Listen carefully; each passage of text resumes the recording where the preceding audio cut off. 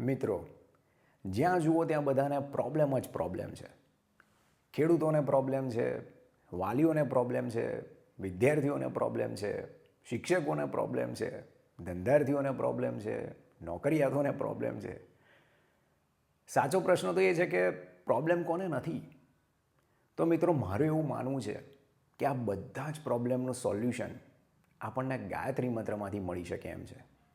ના, મારે કોઈ અંધશ્રદ્ધાની અથવા તો ચમત્કારની વાત નથી કરવી, પણ મારે ગાયત્રી મંત્રનો રિયલ પાવર તમને બતાવો છે.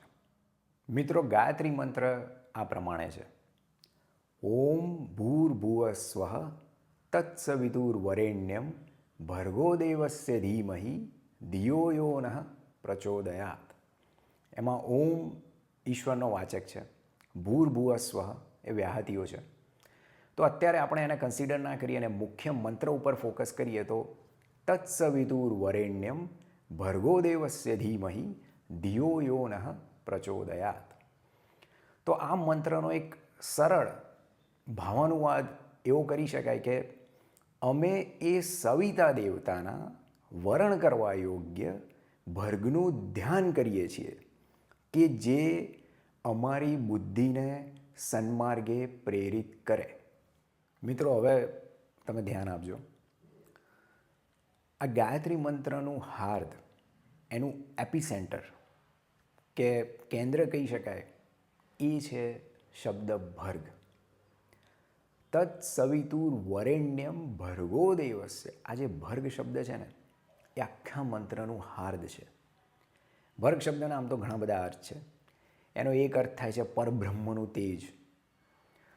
સૂર્ય એટલે કે સવિતા દેવતાની અંદર રહેલો એ દિવ્ય પુરુષ, પાપનાશક જ્યોતિ. બીજા પણ ઘણા બધા અર્થ છે, જેમ કે શક્તિ થાય, ઐશ્વર્ય, અન્ન, આવા બધા અર્થ એના થાય છે. પણ અત્યારે આપણે ફક્ત જે મેઇન એક બે એના અર્થ છે એના પર ફોકસ કરીશું. એક વાત એ થઈ. હવે બીજી વાત, હું જો તમને એવો પ્રશ્ન કરું કે તમારી આસપાસ તમને સૌથી વધારે ઉર્જાવાન, સૌથી વધારે પ્રકાશિત, સૌથી વધારે દિવ્ય શું દેખાય છે? તો તમે કહેશો કે ઓફકોર્સ સૂર્ય. એક્ઝેક્ટલી. ગાયત્રી મંત્રની ખૂબી જે છે કે જ્યાં લોકોની કલ્પના પતી જાય છે, કે જેના લોકો ઉત્કૃષ્ટમાં ઉત્કૃષ્ટ માને છે, ત્યાંથી તો આ મંત્ર શરૂઆત કરે છે. આજે તમને એમ કહીએ કે આ 50 વસ્તુ છે, એમાંથી સારામાં સારી પસંદ કરો, તો તમે કહેશો કે હા, આમાંથી આ એક બે સારી છે અને એમાંથી પસંદ કરીએ. પણ અહીંયા તો મંત્ર વાત જ એવી કરે છે કે જે 50 વસ્તુ કેવી છે, તો એ તો દિવ્યમાં દિવ્ય, કે જ્યાં તમારી ઇમેજિનેશન પતી જાય એનાથી પણ આગળ જવાનું છે. એટલે ગાયત્રી મંત્ર એવું કહે છે કે તત્સવિતુર્વરેણ્યમ. એ જે સવિતા દેવતા છે એમાં પણ કોનું વરણ એટલે કે કોની ઉપાસના કરવાની છે, કોને આપણે ચૂઝ કરવાનું છે, પસંદ કરવાનું છે, તો એ છે કે એ દિવ્યમાં પણ દિવ્ય, જ્યોતિઓનો પણ જ્યોતિ, પ્રકાશનો એ પ્રકાશ. જેમ ગીતામાં ભગવાન શ્રી કૃષ્ણ કહે છે ને કે મારું એ જે ધામ છે ત્યાં સૂર્ય, ચંદ્ર કે અગ્નિનો પ્રકાશ નથી. કેમ? કારણ કે આ બધા તો સેકન્ડરી સોર્સ છે પ્રકાશના, એને પ્રકાશ આપવાવાળો જ હું છું. તો આ મંત્ર પણ એ જ કહેવા માગે છે. આ મંત્ર એમ કહે છે કે તત્સવિતુર્વરેણ્યમ ભર્ગો, એટલે વરણ કોનું કરવાનું છે? તો આને પણ જે પ્રકાશ આપે છે, સૂર્ય, કે જેને આપણે સૌથી વધારે ઉર્જાવાન પ્રત્યક્ષ દેવતા કહીએ છીએ. ઘણા તો એમ કે સૂર્ય સામે જોઈ નથી શકાતું હોય, એમાં શું ચૂઝ કરવાનું, ગમે તે પકડી લો ને. ના, એની વાત નથી. ઘણા એવું માને છે કે ગાયત્રી મંત્રમાં આપણે સૂર્યનું ધ્યાન ધરવાનું. સૂર્યનું ધ્યાન નથી ધરવાનું.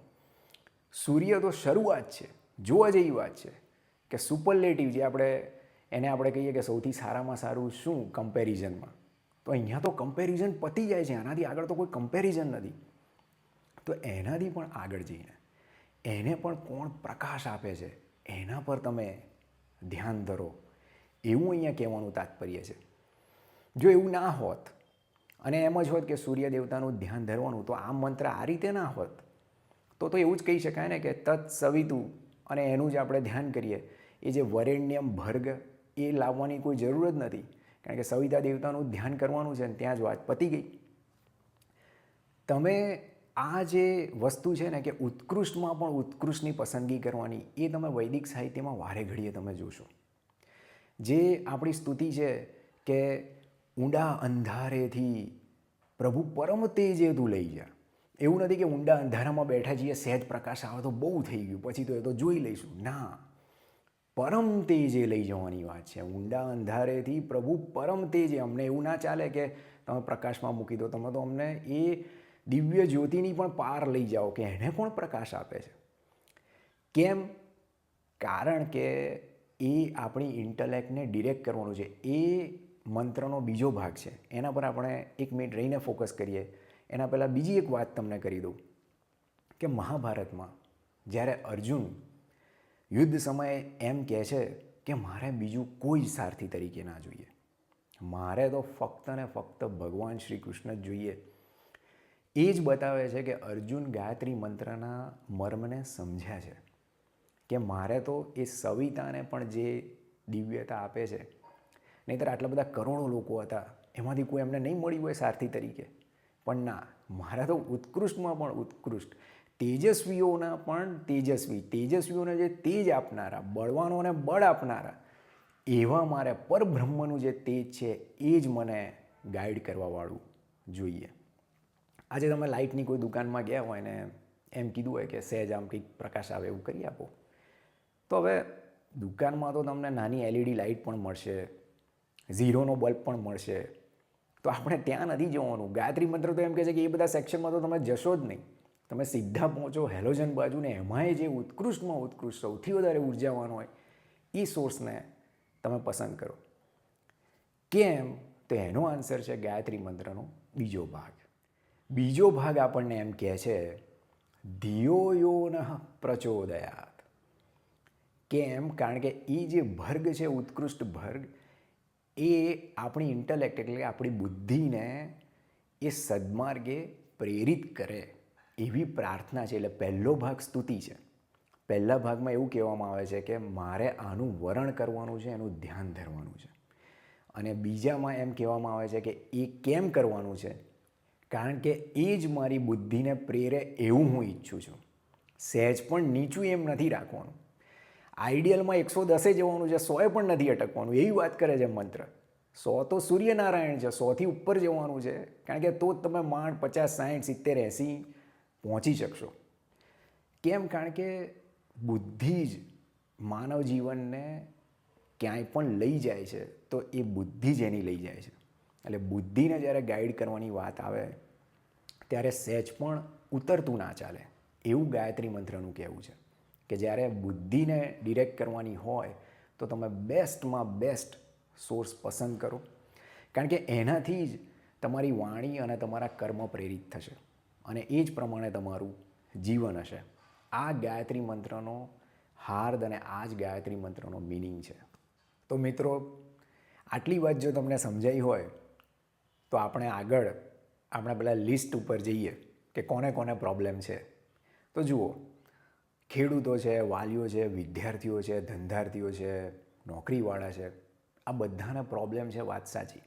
પણ હું એક પ્રશ્ન પૂછીશ કે આ બધા પ્રોબ્લેમને સોલ્વ કરવા માટે ક્યારેય કોઈએ તત્સવિતુર વરેણ્યમ ભર્ગો દેવસ્ય કોઈ પણ ભર્ગનું વરણ કર્યું?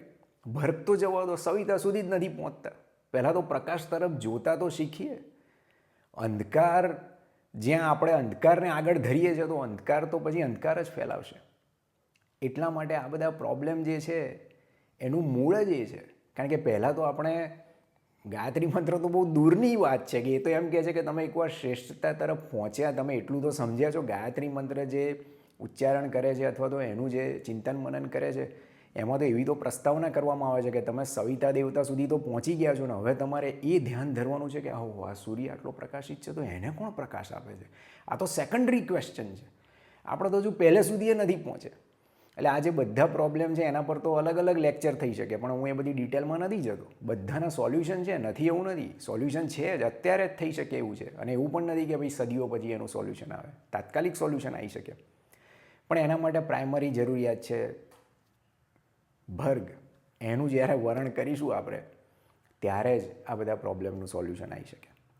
ઘણાને એવું લાગતું હશે કે વાલીઓના પ્રશ્નો, ધંધાર્થીઓના પ્રશ્નો, ખેડૂતોના પ્રશ્નો, આ બધા જોડે અમારે શું લેવા દેવા? વાત સાચી છે. તો આપણે આપણા ઉપર ફોકસ કરીએ, સ્વાર્થી બનીએ, આપણા શરીર ઉપર ફોકસ કરીએ. શરીર જો બોલી શકતું હોય તો એ પણ એમ જ કે ભાઈ તું મારા માટે શ્રેષ્ઠ વસ્તુઓ પસંદ કરે છે, ભર્ગો દેવસ્તે ધીમહિ, ભર્ગનું તું વરણ કરે છે કે જે તને સારું સ્વાસ્થ્ય આપી શકે. ઘણા લોકો ડૉક્ટરોની કમ્પ્લેન કરતા હોય છે કે ફલાણા ડૉક્ટર કે ફલાણી જગ્યાએ જાઓ હોસ્પિટલમાં પૂછ્યા વગર સ્ટેન્ટ મૂકી દે છે. તો તમારું શરીર પણ એવું જ કહે ને કે ભાઈ તું પૂછ્યા વગર આ ડુપ્લિકેટ ઝેરી પનીર મારામાં પધરાયા કરે છે. આપણે ક્યારે આ જે વસ્તુઓનું નિયમન કરે છે, બીજી બધી વસ્તુઓ તો ભૂલી જાઓ. આપણા શરીરમાં અત્યારે જે બધા ઝેર જઈ રહ્યા છે, એ ખાદ્ય સામગ્રીનું બધાનું જે નિયમન કરનારાને ક્યારેય તમે પ્રશ્ન પૂછ્યા છે? અથવા તો એ નિયમન કરતા હો તો તમે એવા પસંદ કરો કે જે શ્રેષ્ઠ હોય, કે જે આપણા માટે કંઈક સારું ઈચ્છતા હોય, કે જેના લીધે આપણું અસ્તિત્વ ટકી રહ્યું છે. શરીર જ નહીં હોય તો પછી તો જગત મિથ્યા શું, બધું નકામું જ છે. પણ જ્યારે શરીરનો માલિક જ બેદરકાર હોય, બેજવાબદાર હોય, ત્યારે ડૉક્ટરો ઉપર કે બીજી કોઈ વ્યવસ્થા પર દોષારોપણ કરવું એકદમ ગેરવાજબી છે. મિત્રો, ગાયત્રી મંત્ર બહુ ચમત્કારી છે, બહુ શક્તિશાળી છે, એવું બધું બોલ કરવાથી કશું થવાનું નથી. જો હું એવું બોલ કરું કે દૂધ દૂધ દૂધ દૂધ 24 કલાક જાપ કરું તો એનાથી કંઈ ફરક નથી પડવાનો. એના માટે મારે દૂધ પીવું પડે. એટલે જે કંઈ પણ ફરક પડે છે એ માળા ફેરવવાથી નહીં, પણ મન બદલવાથી ફરક પડે છે. ગાયત્રી મંત્ર આપણને સ્પષ્ટપણે કહે છે કે તમે શ્રેષ્ઠમાં પણ શ્રેષ્ઠ વસ્તુને આગળ ધરો, એટલે એ તમને શ્રેષ્ઠતા તરફ જ લઈ જશે. તત્સવિતુર વરેણ્યમ, એનું જ વરણ કરો. ભર્ગો દેવસ્ય ધીમહિ ધિયો યો નઃ પ્રચોદયાત, એ તમને શ્રેષ્ઠતા તરફ 100% લઈ જશે. તમે ભગવાન શ્રી કૃષ્ણના સારથી તરીકે મૂકો, પછી એ કંઈ તમને ખોટે રસ્તે તો નથી લઈ જવાના. પણ દુઃખદ વાત એ છે કે અત્યારે એનાથી વિપરીત જ પરિસ્થિતિ નિર્માણ પામી રહી છે. એઆઈનો જમાનો છે, આર્ટિફિશિયલ ઇન્ટેલિજન્સ. આજે મશીનો વિચારતા થઈ ગયા છે અને માણસ મૂર્ખ થતો જાય છે. તમે જુઓ કે કોઈ પણ રીતે સંસ્કાર, એજ્યુકેશન, વાણી, વર્તન, નૈતિકતા, બધી જ રીતે એકદમ નિમ્ન કક્ષાના માણસોને આપણે આપણા આગેવાનો બનાવી દીધા છે. હવે એ લોકો ઊંચાઈની વાત તો જવા દો, કેટલી હદે નીચાઈ આપણને લઈ જશે એ એક પ્રશ્ન છે. બીજી બધી વસ્તુ તો જવા દો, આપણે આપણો પોતાનો વિચાર કરીએ. કારણ કે અત્યારે જે રીતે હવા, પાણી, ખોરાક પ્રદૂષિત થઈ રહ્યા છે, એ જે ઝેર આપણા ઉપર ઓકાઈ રહ્યા છે, એના સોલ્યુશન માટે અત્યારે રાષ્ટ્ર નિર્માણની વાત તો બાજુએ રહી, આપણે જીવવા માટે જ શ્રેષ્ઠ સાયન્ટિસ્ટની જરૂર છે, ડૉક્ટરોની જરૂર છે, એન્જિનિયરોની જરૂર છે, કવિઓની જરૂર છે, લેખકોની જરૂર છે, સારા વિચારોની જરૂર છે. એની સામે આપણે અંધકાર ફેલાવતી વ્યક્તિઓને આગળ ધરી રહ્યા છીએ. એટલે એનું પરિણામ શું આવશે એ મને ખબર નથી, પણ ગાયત્રી મંત્ર તો આવું નથી જ કહેતો. એટલે ક્લિયરલી જો આપણે ગાયત્રી મંત્રમાં વિશ્વાસ ધરાવતા હોઈએ તો આ જીવનની પદ્ધતિ નથી. ગાયત્રી મંત્ર અદ્વિતીય છે, એમાં કોઈ શંકા નથી, અને મને પણ એનો દ્રઢ વિશ્વાસ છે. પણ ગાયત્રી મંત્રની શક્તિ એની સમજણમાં રહેલી છે.